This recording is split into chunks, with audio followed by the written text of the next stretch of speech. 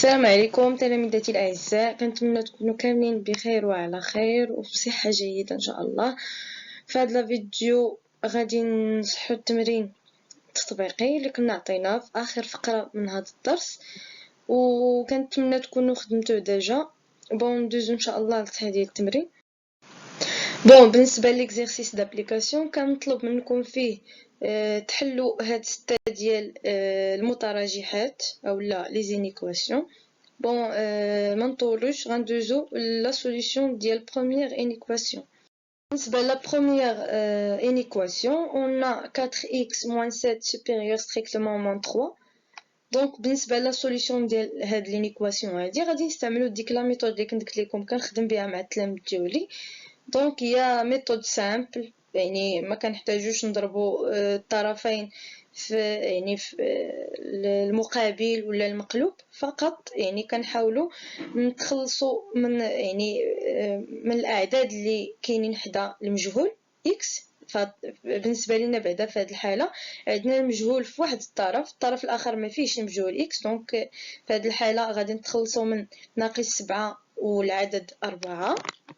دونك اول حاجه عندنا 4x ناقص 7 اكبر قطعا من ناقص 3. غنديو العدد ناقص 7 للطرف الاخر وغادي تغير اشارته. دونك عندنا ناقص 7 غتولي زائد 7 في الطرف الاخر اللي غتعطينا 4x اكبر قطعا من 4. ثم عندنا 4 في x غنديوها للطرف الاخر غتولي قسمه 4. يعني ان الضرب فاش كيمشي للطرف الاخر كيتحول وكيولي قسمه. غير واحد الاشاره غادي تردوا ليها البال. دونك يعني واحد النقطه غادي نهضروا عليها في هذه الحاله هذه. دونك عندنا 4 في x فاش غنديو ديما العدد فاش كنديو للطرف الاخر، يعني عندنا الضرب في x وكنديو للطرف الاخر وغنقسموا عليه كنردوا ليه البال واش عدد موجب ولا عدد سالب. دونك بالنسبه لينا هنا عندنا 4 عدد موجب، فاش غنديوها للطرف الاخر ونقسموا عليها ما غاديش تشكل لنا حتى شي مشكل بالنسبه للاشاره بالنسبه للرمز يعني بالنسبه لهذا الرمز كان عندنا اكبر قطعا غيولي اكبر قطعا غيبقى اكبر قطعا، يعني ما يتغيرش. كون كانت عندنا ناقص 4 غادي تغير الاشاره. ردوا البال لهاد النقطه هذه جد مهمه، حيت في الميثود الاخرى اللي كنت شرحت لكم فاش كنضربوا في المقابل ديال ديال 4 المقلوب ديال 4 هو 1 على 4. يعني 1 على 4 عدد موجب، دونك ما يتغيرش الرمز. كون كانت عندنا ناقص 4 غنضربوا في ناقص 1 على 4، وناقص 1 على 4 عدد سالب. دونك الا ضربنا الطرفين في ناقص 1 على 4 حسب لا بروبريتي ديال لوغدغ ملتيبليكاسيون غيتبدل الرمز حيت عدد سالب. داكشي علاش راه كتبقى نفس البروبريتي. داكشي علاش فاش كنقسموا على هذا العدد هذا الا بينا نتخلصوا منه اش غنديو للطرف الاخر كنردوا ليه البال واش عدد موجب ولا عدد سالب. الا كان عدد موجب راه غادي نقسموا عليه فاسيلمون، يعني ما غاديش يتغير الرمز. والا كان عدد سالب الرمز كان اكبر من قطعا غيولي اصغر من قطعا. دونك بالنسبه لينا هنا غنقسموا على 4 في الطرف الاخر وغتبقى لينا x اكبر قطعا من 4 على 4 اللي هي x اكبر قطعا من 1.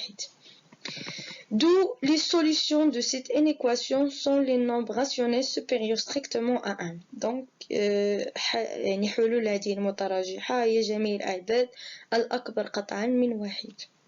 كنتمنى تفهموا هاد لا ميثود هادي. ندوزو لا دوزيام انيكواسيون. بالنسبه لا دوزيام انيكواسيون دونك عندنا ناقص 5 y زائد 13 اصغر قطعا من 6.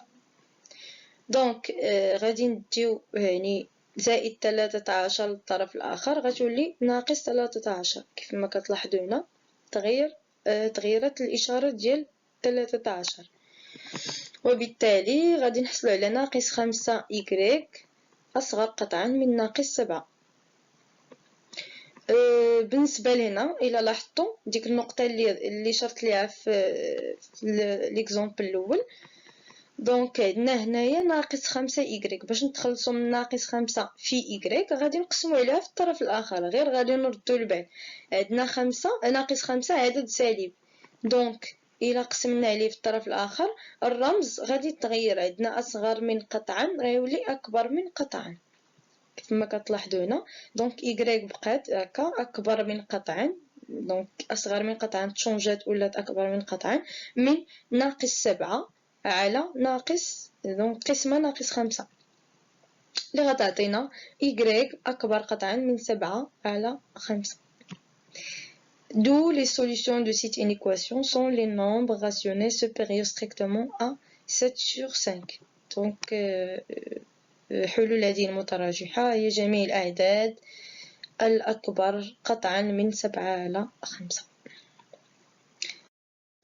وبالنسبة لا troisième إينيكواسيون، هنا هاد لا troisième هادي مختلفة على لا première ولا deuxième إينيكواسيون. دونك مختلفة عليهم. علاش؟ حيت في لا بروميير ولا دوزيام عندنا المجهول غير في واحد الطرف، بارابور لهنا عندنا المجهول في الطرفين بجوج. يعني عندنا 2z moins 5 supérieur ou égal à 4z plus 6. دونك عندنا z في الطرفين بجوج.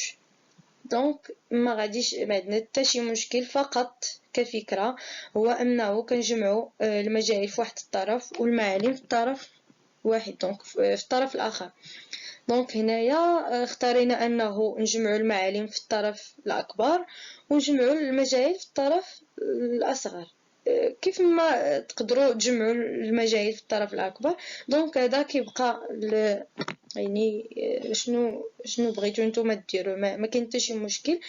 دونك عندنا هنايا ناقص 5 غتبقى كما هي، غنجيبو عندها العدد زائد 6 تولي ناقص 6 أكبر أو يساوي 4 زد. غادي نديو 2 زد للطرف الآخر غتولي ناقص 2 زد. دونك اللي غتعطينا ناقص 5 ناقص 6 اللي هي ناقص 11 أكبر أو يساوي 4 زد ناقص 2 زد اللي هي 2 زد. حنا بغينا نتخلصو من العدد اللي حدا المجهول. دونك هنايا العدد اللي حدا المجهول هو 2. دونك 2 في زد غادي نديوها للطرف الاخر اللي فيه ناقص 11. دونك باش نديوها غادي نقسمو على 2، وبما ان 2 عدد موجب دونك ما غيشكلش اي مشكل في الرمز. دونك غادي نقسمو فاسيلمون. دونك غتعطينا ناقص 11 على 2 اكبر او يساوي من زد. لا تعطينا حلول هذه المتراجحة هي جميع الأعداد الأصغر أو يساوي من ناقص 11 على 2.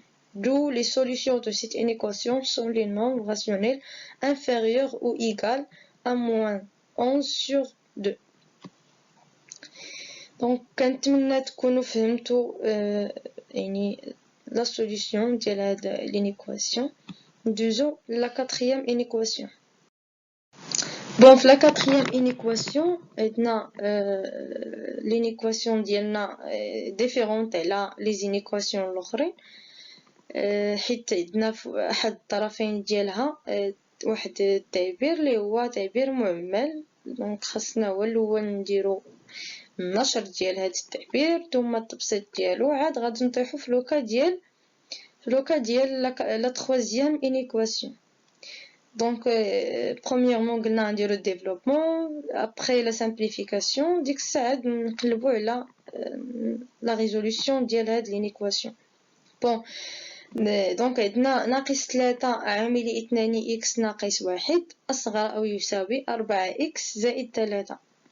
دونك في الديفلوبمون غيعطينا ناقص 3 في 2 x ناقص 3 في 1 أصغر أو يساوي 4 x زائد 3. دونك لا سامبليفيكاسيون ديال هاد ليكسبرسيون غيعطينا ناقص 3 في 2 x هي ناقص 6 x ناقص غتعطينا زائد 3 في 1 اللي هي 3. دونك أصغر أو يساوي 4 x زائد 3.